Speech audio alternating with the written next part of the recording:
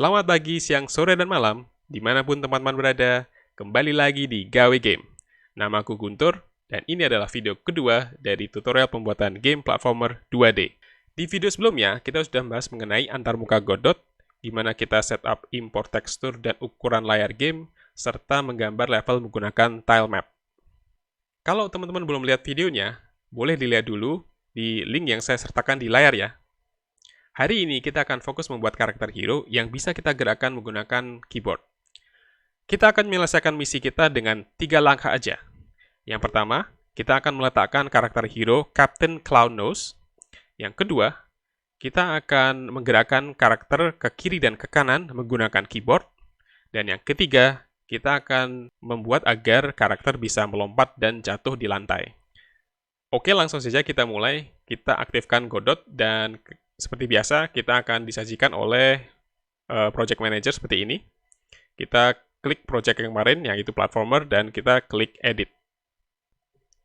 Oke, kita udah sampai di antarmuka Godot. Level kemarin kita bisa lihat ada di file system. Kita tinggal double klik level 1.tscn. Langsung membuka ke view 2D. Oke, kita bisa geret dan mungkin zoom out sedikit. Untuk langkah pertama, kita akan buat game object atau node baru untuk karakter hero kita. Kita klik level 1 di panel scene, seperti ini, dan kemudian kita klik tanda plus di pojok kiri atas. Nah, di sini kita akan ketik aja kinematic body di search, dan akan ada 2 jenis kinematic body ya. Yang pertama ini yang merah, ini untuk 3 dimensi, kita nggak pakai dulu. Kita pakai yang kinematic body 2D. Jadi kita klik kinematic body 2D dan klik create. Nah, kinematic body ini adalah game object khusus yang biasa dipakai untuk node yang bisa kita gerakkan atau bisa berinteraksi dengan lingkungan sekitar atau level. Nah, ketika kita buat kinematic body, kita akan melihat ada warning ya di sini. Kita bisa klik aja warningnya. Dan di sini ada tertulis, this node has no shape, so it can't collide or interact with other objects. Consider adding a collision shape 2D or collision polygon 2D as a child to define its shape. Nah, kata kuncinya ini adalah child ya. Child itu artinya berarti kita diminta untuk membuat game object atau node baru di bawahnya kinematic 2D. Saya akan lihat ke sini sedikit ya. Jadi di dalam panel scene kita punya beberapa objek, dan tilemap serta kinematic body 2D ini ada di bawahnya level 1. Dan ini merupakan, atau ini artinya adalah kedua objek ini merupakan child dari level 1. Maka ketika warning tadi itu meminta ada collision shape 2D, artinya kita harus membuat objek di bawahnya kinematic body 2D. Dengan begitu, kita posisinya kinematic body kita select, dan kemudian kita klik plus, dan kita ketik collision shape 2D. Kita pilih yang collision shape 2D, dan kita klik create. Nah, di sini kinematic body 2D sudah nggak ada warning ya, jadi dia sudah oke. Cuman collision shape 2D ada warning, kita klik aja warningnya. Dan di sini tertulis, a shape must be provided for collision shape 2D to function. Please create a shape resource for it. Nah, ini kata kuncinya adalah resource. Jadi bukan lagi child, tetapi resource. Dan resource itu ada di inspector. Jadi kalau kalian lihat di sini, shape itu masih empty. Nah, ini diklik, kemudian kita pilih aja new rectangle shape 2D. Ya, nah, kalau sudah, warningnya hilang. Nah, ini objek yang kita buat, kinematic body 2D dan collision shape 2D itu nggak kelihatan di layar ya, karena dia ada di titik 0,0. Secara default, kalau kita membuat objek baru di Godot, dia akan ada di posisi 0,0. Nah, ini ada di posisi di sini, ya. Dan kedua objek ini dirancang untuk tidak menampilkan gambar. Sehingga kalau kita membutuhkan gambar untuk hero, kita harus membuat game objek baru, yaitu sprite. Maka kita klik kinematic body 2D, ya. Lalu kita klik plus lagi, dan kita tulis sprite, ya. Kita double klik, oke. Nah, sekarang ada sprite dan collision shape, tetapi sprite masih nggak ada gambarnya. kita harus mengimpor gambar dari folder Treasure Hunter yang kita sudah sediakan ya. Nah, folder itu ada di dalam Treasure Hunters PNG only, lalu ada folder namanya Captain Clown Nose ya. Kita select, tetapi sebentar kita ke Godot dulu. Kita pastikan kita select assets, kemudian balik lagi kita geret Captain Clown Nose ke dalam assets. Oke, sekarang Captain Clown Nose sudah masuk ke assets ya. Kita bisa buka isinya. Captain Clown Nose ini ada beberapa folder di dalamnya. Kita buka folder pertama, yaitu folder Captain Clown Nose. Ada lagi. Kemudian di sini ada beberapa folder lagi. Kita pilih yang Captain Clown Nose Without Sword. Ini kita buka lagi. Dan di dalamnya ada beberapa folder animasinya, jenis-jenis animasinya. Kita buka dulu yang idle aja. Oke, nah ini sudah ada beberapa file tekstur atau file gambarnya. Nah, dengan sprite masih terseleksi, kita bisa lihat di sini di inspektor dia ada texture dan isinya empty. Nah, ini kita pakai untuk mengisi texture aja. Kita mungkin ambil yang idle 2, lalu kita geret ke texture. Nah, muncul di tengah ada gambar hero kita. Oke, sekarang kita coba pindahin ya. Jadi sekarang kita klik kinematic body, lalu kita geret. Oh, perhatikan bahwa ternyata yang kita geret itu adalah sprite, ya, bukan kinematic body. Kinematic body masih di sini posisinya, dan sprite ada di sini. Ya, ini nggak bisa kita pakai karena sprite ini posisinya ada di dalam kinematic body, sehingga posisi sprite ini relatif terhadap kinematic body. Maka ini kita harus undo, ya, Ctrl Z untuk undo, kembalikan dia ke tengah. Kita klik kinematic body dan kita klik icon ini ya, make sure the object children is not selectable. Artinya objek-objek yang ada di dalam node yang kita select itu nggak bisa di-select ya. Jadi kita klik ini, lalu kita pindahkan. Oke, kemudian kita akan zoom sedikit ya, dan kita akan mengubah collision shape supaya ukurannya sesuai dengan karakter. Ini kalau kalian lihat di sini, collision shape-nya agak di atas, jadi kakinya itu ada di bawahnya collision shape, dan ukurannya kurang pas ya. Nah, kita select collision shape, dan ini sekalian aja kita pindahin ya, jadi kita bisa geret ke bawah sprite ya. Jangan sampai dia ada di dalam sprite seperti ini ya, ini artinya collision shape sudah bukan lagi anaknya kinematic body, tapi dia anaknya sprite, maka ini harus kita pindahin keluar. Seperti ini, oke.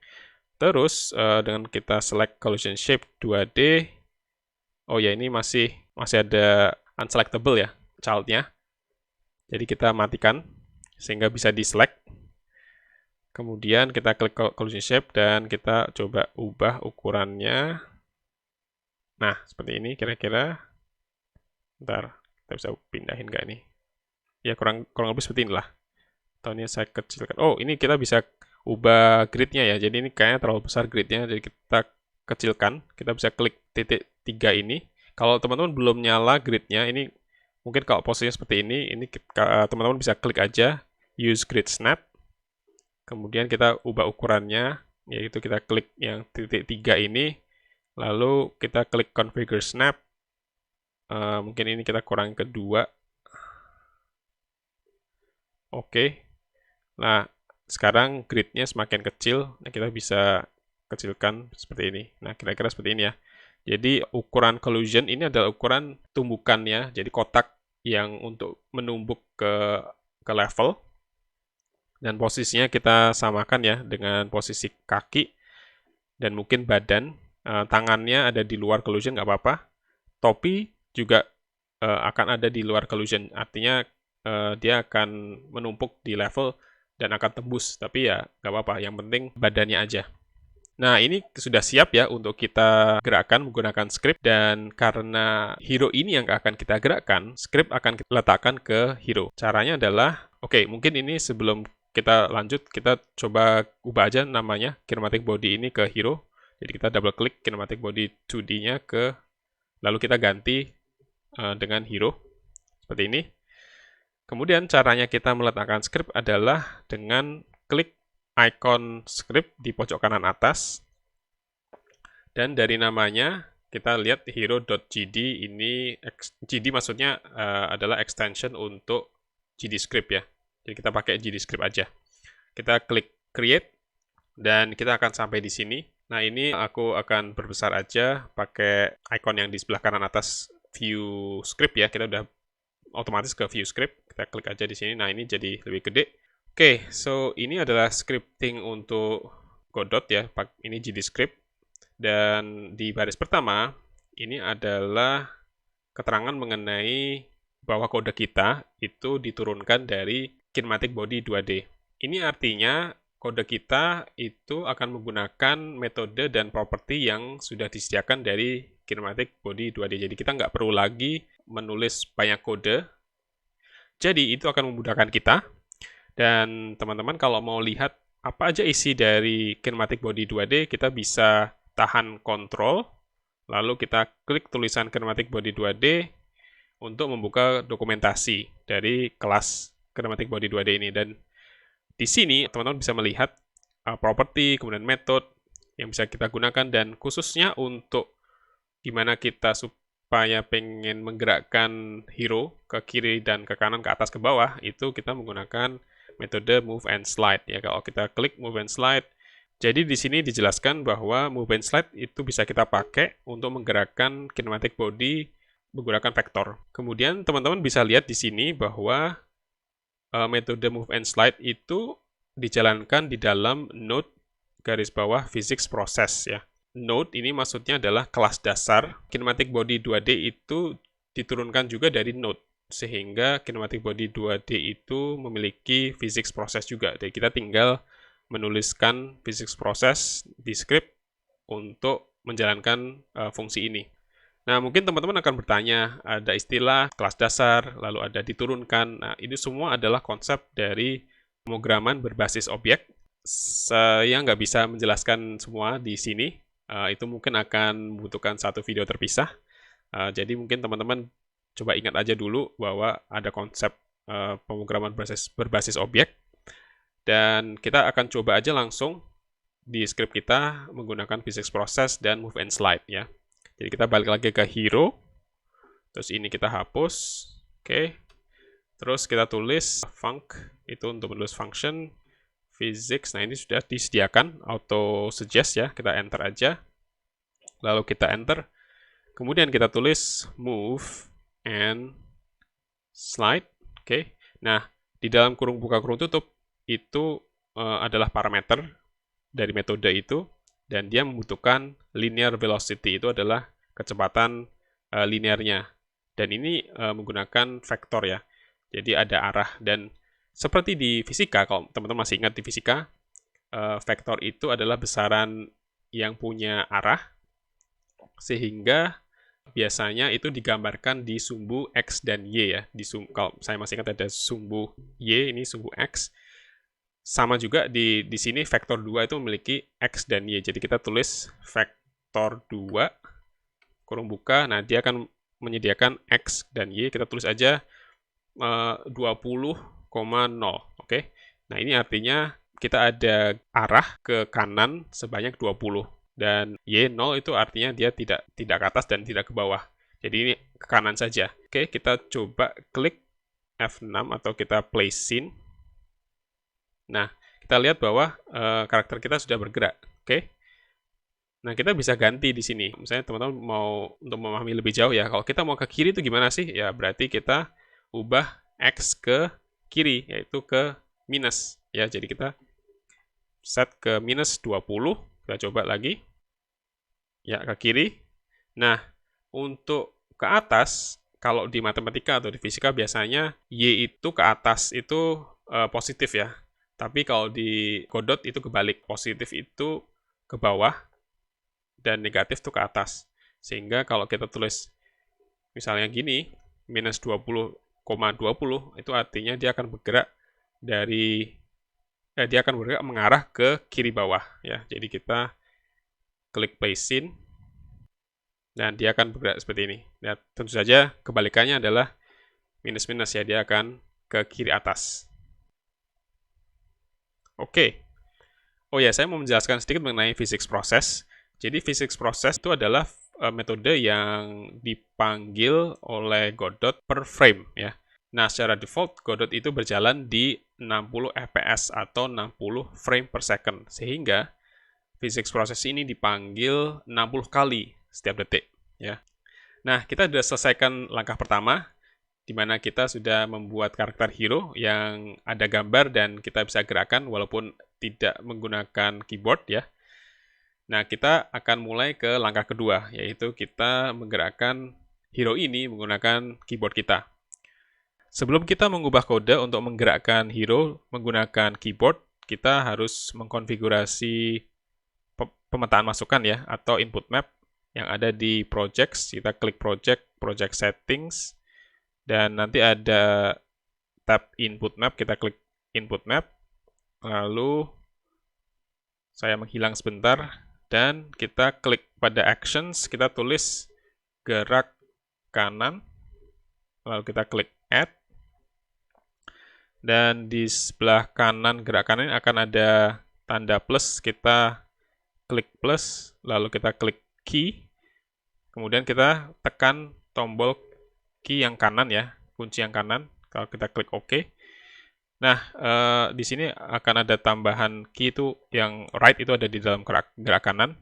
Kita tambahkan pula mungkin yang di key lagi yang untuk WASD ya, jadi kita klik plus, key, lalu kita tekan D, lalu kita klik OK. Nah, ini artinya nanti kalau kita klik right atau D, nanti gerak kanan akan terpanggil.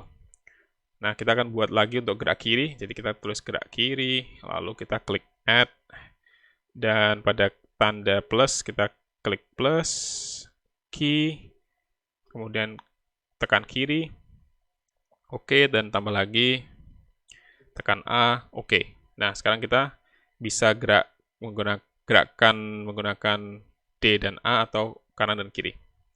Close. Dan di sini kita akan hapus dulu move and slide, lalu kita akan tulis kode untuk mendeteksi apakah pemain itu mengklik kanan dan atau kiri ya. Jadi kita tulis if kurung buka input is action pressed, dan ini ada gerak kanan, kita pencet enter ya. Lalu di kanan sini kita ketik titik 2.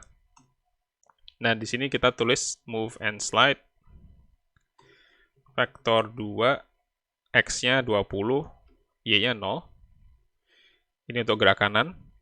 Nah, kita buat juga untuk yang gerak kiri ya. If input is action pressed, gerak kiri, titik 2, move and slide, vektor 2, minus 20,0. Oke. Dan ini langsung kita bisa coba. Ya, jalan bagus, dan kita bisa coba langsung kalau kita tekan kanan, dia akan bergerak ke kanan, kalau kita tekan kiri, bergerak ke kiri, sama juga untuk A dan D. Nah, teman-teman tadi udah lihat ya, gerakannya kayaknya lambat ya, ke kiri dan ke kanannya, dan kita bisa aja langsung mengubah angka di sini ya, misalnya ke 120 dan minus 120, karena cuma 2 juga ya, tapi ini bukan cara yang baik ya. Karena kalau misalnya teman-teman bayangkan, seandainya kode kita itu sudah ada ribuan baris, biasanya akan ada besar kemungkinan kita menghasilkan bug ya, karena kita kelupaan mana yang seharusnya kita rubah. Ya. Mungkin ada kalanya kita justru salah ubah, sehingga malah lebih kacau lagi. Sehingga sebaiknya untuk nilai yang sama, itu kita gantikan dengan variabel. Ya, kita tulis aja di sini, variabel var laju sama dengan tadi ini harusnya 20 ya, tapi kita ganti sekalian aja lebih cepat, 120. Lalu di sini kita ganti ini jadi laju, dan ini juga jadi laju, sehingga nanti otomatis ini jadi isinya 120 dan ini minus 120. Kalau kita coba, ya, otomatis dia lebih cepat. Oke. Kita sudah menyelesaikan langkah kedua ya, teman-teman. Jadi kita sudah membuat hero yang bisa kita gerakkan menggunakan keyboard ke kiri dan ke kanan. Dan kita akan lanjut ke langkah ketiga, yaitu kita akan membuat hero supaya dia bisa melompat dan jatuh. Dari tadi untuk gerak kiri dan kanan, kita tuh mengubah vektor X ya. Sementara untuk jatuh dan melompat, kita perlu mengubah vektor Y. Dan di kode yang kita buat sekarang, itu kita banyak, saat ini adalah kita mengubah di vektor X dan vektor Y masih 0. Dan kalau kita seandainya mau nambah melompat atau jatuh, maka ini perlu dirubah dan ini akan tidak efisien karena ada percabangan ya, ada if, dan ini akan berulang-ulang juga gitu, jadi tidak praktis. Sehingga kita perlu ubah dengan mengganti vektor 2 ini menjadi variabel ya. Jadi kita buat aja variabel kecepatan ya. Jadi kecepatan itu adalah vektor var kecepatan. Lalu untuk awal kita sediakan vektor 0 ya. Jadi kita tulis vektor dot 0, vektor 2 dot 0. Oke. Nah, kemudian di sini kita akan ubah vektor kecepatan dengan laju ya. Jadi kita ganti ya di sini kecepatan sama dengan laju. Lalu kecepatan dot x sama dengan laju ya, karena kecepatan itu kan vektor 2 dan dia punya x dan y ya. Kita akan ubah x-nya saja. Lalu kecepatan dot x sama dengan minus laju. Oke. Terus move and slide-nya kita taruh di bawah. Jadi setelah kita mendeteksi kiri dan kanan, itu kita baru jalankan move and slide. Kecepatan. Oke. Dan kita coba harusnya sama aja. Oke. Ups. Nah, kalau teman-teman lihat ini kalau kita, ini ada bug ya. Jadi kalau kita lepas key-nya, itu dia akan jalan terus ya. Oke. Nah, ini karena dia tidak ada cara untuk mendeteksi kalau kita sudah tidak pencet lagi. Beda dengan kode sebelumnya, move and slide itu tadinya ada di percabangan gerak kanan dan gerak kiri ya. Kalau kita pencet atau kita tekan kanan, maka kita akan menjalankan move and slide, dan begitu juga kalau kita pencet kiri. Tapi di sini sekarang karena di dalam percabangan itu ada, kita mengganti variabel kecepatan .x. Setelah itu, kalau kita nggak pencet apa-apa, tetap aja move and slide akan terpanggil, ya kan? Dan ini akan memanggil variabel kecepatan. Jadi dia akan memanggil yang terakhir terubah. Jadi kalau misalnya kita terakhir mencet kiri, maka kecepatan .x itu adalah minus laju, dan ini akan terpanggil terus. Nah, kita perbaiki aja dengan satu baris. Kita akan mengubah kecepatan x supaya lama-kelamaan dia menjadi 0 ya. Jadi kita tulis kecepatan .x sama dengan lerp ya. Lerp ini adalah fungsi untuk secara berkala dia akan mengubah satu nilai ya dari satu angka ke angka lain ya. Jadi pertama kita akan tulis kecepatan .x, lalu ini kita mau dia jadi 0 ya, jadi kita tulis 0. Terus ini kecepatannya, jadi ini kan angkanya 0 sampai 1 ya, jadi kita tulis misalnya let's say 1 ya. 1 artinya dia akan segera menjadi 0, dia akan secara cepat akan jadi 0. Kalau kita tulis 0,1 dia akan lebih lambat, jadi kita coba aja.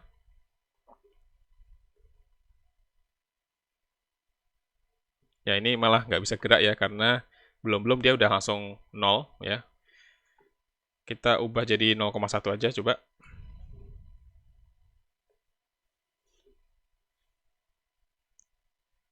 Nah, ini jadi lebih pas ya, dia seperti apa namanya? Seperti kepleset ya. seperti licin ya lantainya. Jadi kalau dia gerak nanti lama-lama dia berhenti ke 0. Dan ini bisa kita atur lagi. Let's say kita mau dibuat supaya nggak lebih licin ya. Jadi kita coba 0,2. Nah, ini agak berbeda dikit ya. Mungkin agak kita buat lebih, saya coba lihat lebih drastis ya, 0,5 kayak apa sih. Ya, ini lebih kaku ya, tidak selicin tadi. Jadi kayak saya lebih suka yang agak licin ya, jadi saya kasih ke 2 aja deh. Nah, agar hero bisa jatuh, sekarang kita perlu mengubah vektor y-nya ya. Berarti kecepatan ini kita ubah y-nya. Kita tulis aja di sini, setelah physics proses, sebelum percabangan, kita tulis kecepatan dot y sama dengan 10 ya. Atau mungkin ya 10 dulu deh. Kita sambil coba ya. Jadi setiap frame kita akan menambahkan y ke bawah 10 pixel. Nah, kalau dilihat dia akan lambat ya. Dan ini kurang menyerupai jatuh ya. Kalau jatuh itu biasanya semakin lama semakin cepat ya. Nah, ini kita bisa ubah sebentar, yaitu dengan cara kita tulis lagi kecepatan .y plus. Nah, ini artinya kecepatan .y itu nilainya akan bertambah setiap frame ya. Jadi lama-lama angkanya akan semakin besar. Jadi kita coba lihat ya. Nah, dia jatuhnya lebih cepat ya. Tapi juga kalau teman-teman perhatikan, dia tembus ke lantai ya. Ini karena belum ada collision-nya. Hero-nya sudah ada collision ya, kalau kalian masih ingat ya. Di kinematic body kita sudah tambahkan collision, tetapi di level belum kita tambahkan collision. Jadi kita perlu membuat collision di level ya. Jadi kita coba kecilkan dulu, lalu kita buka 2D view. Ini kita output-nya kita kecilkan, kita zoom out. Terus kita klik tile map.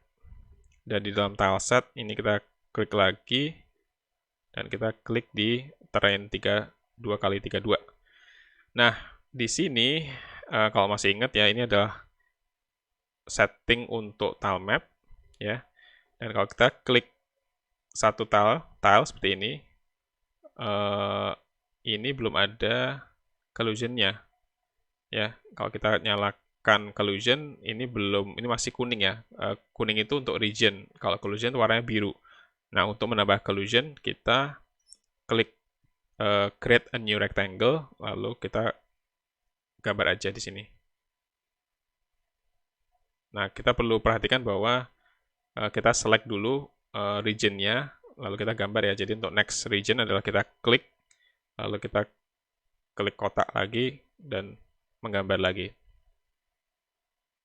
Oke, seperti ini. Jadi kita klik region, klik bagian create a new rectangle, kemudian kita gambar di sini. Nah, seperti ini. Dan harusnya nanti setiap region kalau kita klik itu ada birunya. Kalau belum berarti belum ada collision-nya. Nah, ini aku akan percepat videonya supaya teman-teman bisa segera lihat hasilnya seperti apa.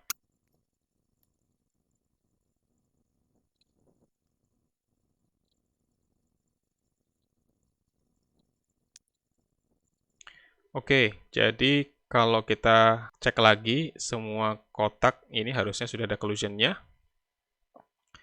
Dan kita bisa langsung klik di tile map, nggak perlu diapa-apain lagi ya, jadi kita bisa coba play scene.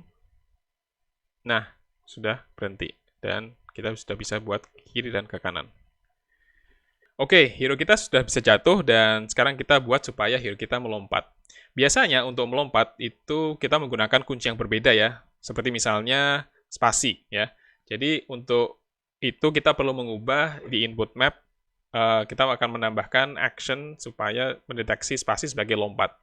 Jadi kita ke project settings, ke input, lalu saya akan menghilang sebentar.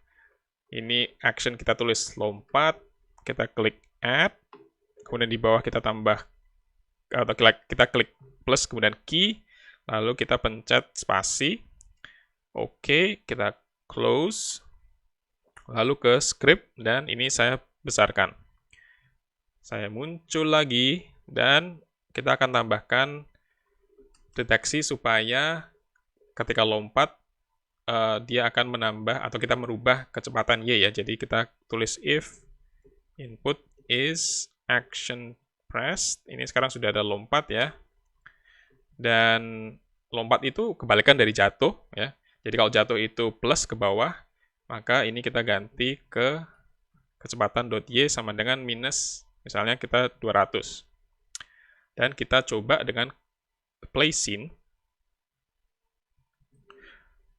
Dan ini kalau kita coba, ya, dia bisa melompat, tetapi kalau kalian perhatikan, kalau teman-teman perhatikan, ketika dia di udara, kita masih bisa melompat. Dan ini kalau untuk game seperti Flappy Bird sih oke ya, tapi kalau di game kita kayaknya nggak bisa ya. Jadi ini suatu bug dan kita mesti ganti atau kita perbaiki. Jadi kita tutup, kembali ke script. Nah, di kinematic body itu ada satu metode yang kita bisa dipakai untuk mendeteksi lantai ya. Jadi kita klik kinematic body, saya mau liatin dokumentasinya. Ini ke bawah dikit, ada metode namanya is on floor ya. Kalau kita klik is on floor tadi, returns true if the body is on floor. Jadi ketika dia menginjak lantai, berarti ini akan true ya. Jadi ini yang kita pakai ya. Jadi kita mau supaya dia hanya bisa melompat ketika dia menginjak lantai. Jadi kita tulis di sini and is on floor ya. Jadi kalau kita pencet spasi atau lompat dan dia menginjak, maka ditambahkan minus 200 tadi untuk lompat. Kalau enggak ya nggak bisa. So kita coba. Dan oke, kita lompat. Oh, ada yang malah sekarang nggak bisa sama sekali. Ya, nggak bisa lompat sama sekali. Nah, ini kayaknya kita lupa ya. Kalau kita tutup, kita lupa mengubah di move and slide. Jadi kalau teman-teman lihat ke move and slide, kita kontrol klik move and slide.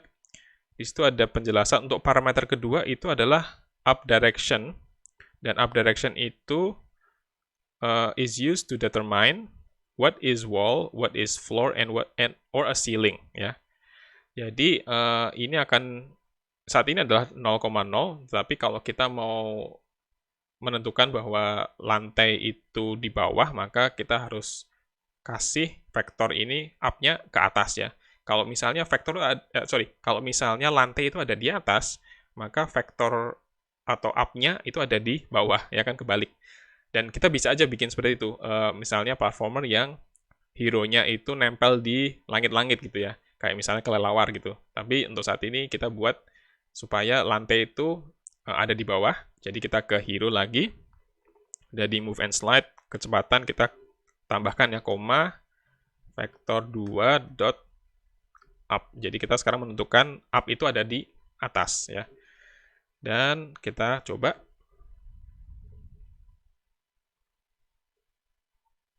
Oke, ini sudah bisa. Dan efeknya juga sudah jalan ya, artinya ketika dia menginjak lantai baru bisa lompat, ketika di udara dia nggak bisa lompat. Oke, sudah benar, tetapi ini hero-nya nggak bisa sampai ke platform itu, jadi kayaknya kita perlu mengubah besaran untuk lompatnya, vektor atasnya tadi. Sekalian kita ganti ke variabel ya, jadi kita ke script, kita tutup.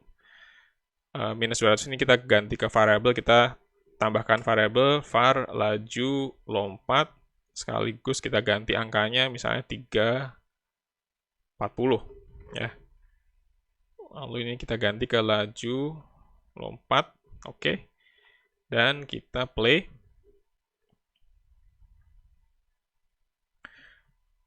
Ya, bisa. Oke. Dan kalau kita jatuh, teman-teman perhatikan nggak itu? Ada yang salah ya, ketika jatuh kok tiba-tiba cepat sekali. Ini kan normalnya seperti ini ya, tapi ketika dia di sini, jatuhnya cepat sekali. Ini kenapa ya? Mungkin kita perlu coba cek ya. Kita bisa tulis print, atau kita gunakan metode namanya print. Ini dipakai untuk mengeluarkan value dari apapun yang ada di sini ya. Jadi misalnya kita mau cek nih, kecepatan Y itu apa sih? Apa yang terjadi dalam situ nanti akan muncul di output ya. Jadi kita pencet aja play scene dan akan muncul di sini output. Oke, angkanya tinggi banget ya. Jadi kalau di sini dia lompatnya nggak apa-apa, tapi ketika di sini jadi gede banget dan turun. Nah, ini sebabnya ya. Kenapa tiba-tiba jatuhnya cepat sekali, karena kecepatan Y itu naik terus ya angkanya. Dan ini bisa dengan mudah kita perbaiki dengan kita mengganti kecepatan ke return value atau output dari move and slide. Jadi kalau kita cek lagi move and slide, dia menghasilkan vektor 2 ya. Di sini dijelaskan returns the linear velocity vector if a slight collision occurred. Jadi kalau dia sudah nabrak, dia akan menghasilkan perubahan dari linear velocity itu. Jadi kita pakai aja. Dengan caranya adalah kita tulis lagi di sini kecepatan sama dengan move and slide. Jadi kecepatan ini akan berubah menyesuaikan hasil yang didapat dari move and slide. Ya, kita cek aja di sini play scene. Lalu, nah ini ketika jatuh, dia kembali ke angka 10, yaitu angka gravitasi tadi kita set ya. Jadi ketika kita di sini pun sudah normal lagi. Ya, jatuhnya seperti biasa.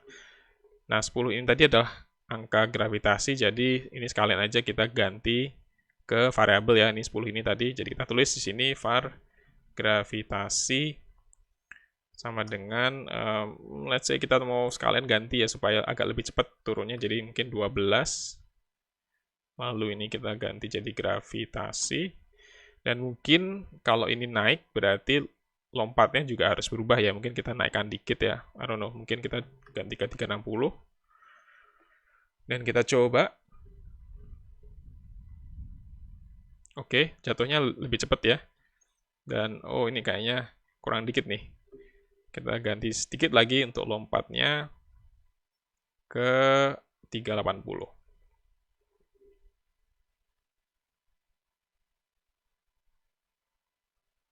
Ya, oke, dia sudah bisa melompati platform dan turunnya juga ya lumayan ya, lumayan cepat lah ya. Ya, kita sudah selesaikan misi kita hari ini. Jadi kita sudah membuat karakter hero, lalu kita gerakkan karakter hero kita ke kiri dan kanan, dan kemudian kita tambahkan supaya dia bisa melompat dan jatuh. Gimana teman-teman? Asik kan? Apakah tadi itu susah atau mudah? Share dong pendapat kalian di kolom komentar. Kalau mau nanya juga boleh. Nantikan video berikutnya, kita akan pelajari gimana supaya hero bisa dianimasikan menggunakan animated sprite. Dan kita akan melakukan scripting supaya hero bisa menjalankan animasi sesuai dengan kondisinya, seperti melompat, berjalan, jatuh, dan lain sebagainya. Seperti biasa, kalau teman-teman suka dengan video ini, klik like. Kalau ingin support saya untuk terus membuat tutorial seperti ini, klik subscribe. Dan kalau tidak ingin ketinggalan, klik icon lonceng. Sampai ketemu.